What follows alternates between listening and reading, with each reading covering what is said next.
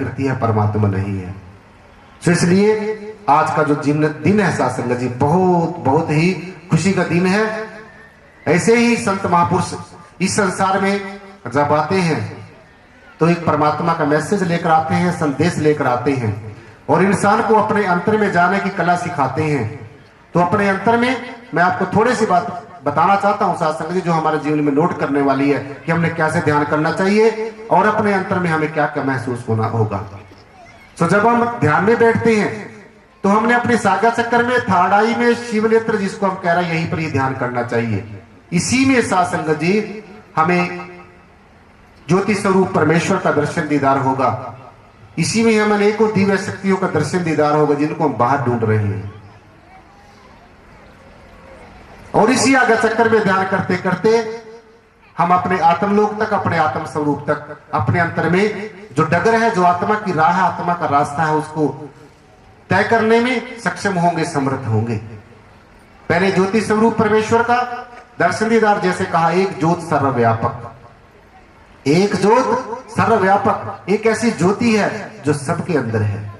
चाहे वो अमीर है, गरीब है, किसी धर्म को मानने वाला है, कैसे भी वेशभूषा पहनता है, चाहे हिंदी बोलता है, पंजाबी बोलता है, इंग्लिश कुछ भी बोलता है, सबके अंदर एक ज्योति, एक ज्योत सर्वव्यापक। ऐसे ही गुरु रविदास जी महाराज ने अपनी एक वाणी में कहा कि काटा कते ना आत्मा, पानी सके ना गाड़, रविदास वायु सुकातना, आग सके ना जाड़। आपे ज्योति स्वरूप गिरधारी परमात्मा। देखिए परमात्मा निराकार तक हम कैसे पहुंचेंगे। पहले हमारा ये साकार रूप, जो ये सामने गुरु बैठा है, ये दिख रहा है शरीर रूप में। फिर इसका दूसरा स्वरूप जो इसने हमें नाम दिया, जो वर्णात्मक नाम दिया, चाहे वो नाम कितने शब्दों का है, इनमें मतलब इनमें उलझना नहीं है। वर्णात्मक जो नाम है, जो वर्णन किया जाता है, वो 5 शब्दों को हो सकता है, 3 शब्दों को हो सकता है, 7 शब्दों को हो सकता है, 2 शब्दों को था, लेकिन शब्द एक ही है, एक ही शब्द है। मन मंदिर तन वेश कलंदर, कट ही तीर्थ नावा। एक शब्द कहा है, कोई 5, 10, 20, 100, 50 नहीं। एक शब्द मेरे प्राण बस्त है, बौड़ जन्म ना आवा। मन मंदिर, ये मन उल्टो वाला मंदिर नहीं, जिनके पीछे झगड़े हो रहे हैं आजकल। ये मन जिसके अंदर परमेश्वर का वास है, जिसको परमेश्वर ने खुद बनाया। मन मंदिर तन वेश कलंदर, कट ही तीर्थनामा। अंदर के तीर्थों का स्नान, बाहर वाले नहीं, जहां पर लड़ाइयां होती है जा जाकर मजहबों के पीछे, मिशनों के पीछे, पंथों के पीछे, वो वाले नहीं। अपने अंतर के, अपने अंतःकरण में गोता लगाना। मन मंदिर तन वेश कलंदर, कट ही तीर्थनामा। एक शब्द मेरे प्राण वस्त है, बौड़ जन्म न आवा। जब वो एक शब्द जिसके अंदर से सारी सृष्टि पैदा और जिसके अंदर में सारी सृष्टि समाती है, जब इस एक शब्द का ये जो सारी की सारी सृष्टि में ये शब्द रूप परमात्मा, निराकार रूप परमात्मा समाया हुआ, जब इसका बोध हो जाएगा, जब इसका ज्ञान हो जाएगा, जब आंखों से दर्शन दीदार हो जाएगा और अपने अंतर में जाकर पहले ज्योति स्वरूप परमेश्वर का दर्शन दीदार होगा। और फिर जो अनहद शब्द, जिसको हम शब्द धुन कह रहे हैं, जिसको कहते हैं कि धुर की बाणी आई जिन्हें सगली चित्त मिटाई। जब हम अपने अंतर में, अपने आज्ञा चक्र में ध्यान करते हुए इस शब्द धुन को, जो हमारे अंतर में बहुत ही सुरीली आवाज में हर समय धुनकारे दे रही है और हमें कह रही है कि हे मना, अब बहुत दिन तेरे साथ दोस्ती हो गई, अब तू अपने देश को जा और मुझे अपने देश को जाने दे। अब मुझे पता चल गया है कि तूने मेरे साथ छलावा किया है, छल किया है। तो जब ये हमारी रूह, हमारी आत्मा इस सुरीली आवाज को, इस अनहद शब्द को, शब्द धुन को नित्य प्रति सुनेगी, इसके साथ एक रूप होकर आहिस्ता आहिस्ता आहिस्ता आहिस्ता अपने आत्मिक मंडलों में सैर करती हुई अपने निज धाम में, अपने असली घर में, अपने आत्मलोक में पहुंचने में सक्षम हो जाएगी और हमारा जीवन धन्य हो जाएगा। जब इस अनहद शब्द को, जो धुर की वाणी है, जो परमेश्वर से, परब्रह्म निर्गुण निराकार परमात्मा से, अल्लाह से, वाहिगुरु से, किसी भी नाम से आप पुकारते हैं। परमेश्वर के अनेकों नाम हो सकते हैं, लेकिन परमेश्वर एक था, एक है और एक ही रहेगा। तो जब ये हमारा मन इस अनहद शब्द को, धुर की वाणी को सुनेगा, फिर हमारा मन संसार का मनन करने की बजाय परमेश्वर का मनन करेगा।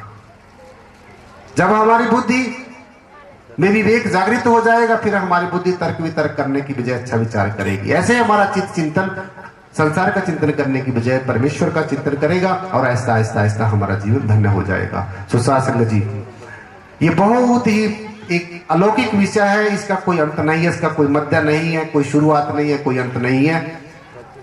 मेरे जैसे पता नहीं कितने संत महात्मा इस बात का गुणगान कर रहे हैं, प्रचार कर रहे हैं, लेकिन फिर भी हरि अनंत, हरि कथा अनंत। जैसे जैसे ऊपर चढ़ते जाओगे वैसे वैसे परमात्मा बहुत विराट से विराट नजर आता जाएगा, तो उसका कोई अंत, कोई पारावार नहीं है।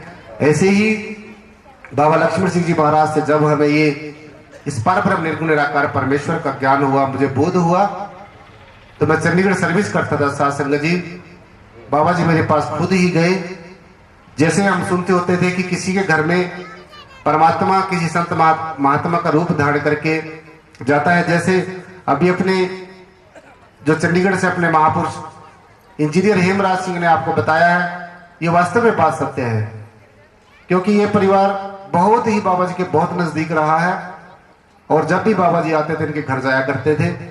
ये वास्तविकता है, असलियत है, रियलिटी है। साथ संगत जी, उसी दिन बाबा जी ने जब हमें इस ज्ञान का, इस परब्रह्म निर्गुण निराकार परमात्मा का बोध कराया, तो मुझे एहसास हुआ कि वास्तव में यही परमात्मा, यही हमारा सहारा है, यही सबका, सारी सृष्टि का आधार है। तो संत महापुरुषों का जो जीवन होता है इसीलिए होता है। जग में जब भी संत महापुरुष संगत जी आते हैं, इसीलिए आते हैं। आओ, आज बहुत ही खुशी का दिन है। विचार तो आपने बहुत सुन लिया, एक शब्द मैं भी आपके समक्ष संगत जी रखने जा रहा हूं। और जो हमारी म्यूजिशियन आज पार्टी आई हुई है, अपने महापुरुष राम जी के साथ जितने भी उसके गुरुदेव आए हैं और उसकी पार्टी के जो सदस्य आए हैं, उन्होंने शासन जी बहुत ही अच्छा आज म्यूजिक में सबका साथ दे रहे हैं। और मैं जो शब्द रखने जा रहा हूं कि आते हैं जग में महापुरुष, डूबे हुए जीव तराने को, डूबे हुए जीव तराने को, भवसागर पार लगाने को। आओ, सबने बैठे रहना है साथ संगत जी, और मेरे साथ ताली की आवाज से, क्योंकि 5-10 मिनट मैंने आपके और लेने हैं। तालियां बजाने से बहुत हमारे रोग दूर होते हैं, चाहे वो भाई है चाहे बहनें हैं। थोड़ी सी देर और है बस, मुझे पता है आप खाने का इंतजार कर रहे होंगे, लेकिन कोई बात नहीं। ऐसे से दिन, मैंने भी खाना अभी नहीं खाया, आपके साथ ही खाएंगे। तो ऐसे दिन हमारे जीवन में बहुत कम आते हैं जब हमें सत्संग मिल जाता है। दुनिया की कोई चीज ना मिले, कोई ऐश आराम ना मिले, अगर सत्संग मिल जाए तो सत्संग बहुत ही हमारा सौभाग्य प्राप्त होता है। आओ, ये सत्संग जी शब्द आपने परवान करना और सबने ताली बजाकर मेरा साथ देना है। मैं भी थोड़ा बैठा बैठा थक गया हूं, अब आपके बीच में आ जाऊंगा, लेकिन आपने अपने अपनी जगह खड़े रहना है और सबने मेरे साथ मिलकर बोलना है। आओ सत्संग जी, सबने मिलकर जो बोले तिस बलिहार, जो बोले तिस बलिहार।